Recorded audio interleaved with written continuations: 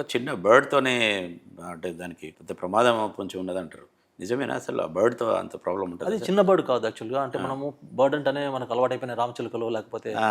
పిట్టలు అనుకుంటాము. ఊరబిచ్చుకలో స్పారో అలా కాదు. ఆ! అది మామూలుగా ఈ రాబందులు, పెద్ద పెద్ద గద్దలుంటాయి. అంటే హ్మ్. చాలా హ్యూజ్‌గా అంటే ఉంటాయి. చిన్న పిచ్చుకలతో గాని, చిన్న బర్డ్స్‌తోని ఏం ప్రాబ్లమ్ ఉండదా? జెటిన్స్‌లో ఏమవుతుందంటే హ్మ్. అవి సక్ అయిపోతాయి. ఆ తర్వాత లోపలున్న చాలా వెరీ హై డిగ్రీ ఆఫ్ హీట్‌కి అది ఇట్ జస్ట్ గోస్ అవే అనమాట. అంటే హ్మ్. నాకు తెలిసినంత వరకు వాటి వల్ల ఇష్యూ వచ్చినట్టు నేను ఎప్పుడు చూడలేదు.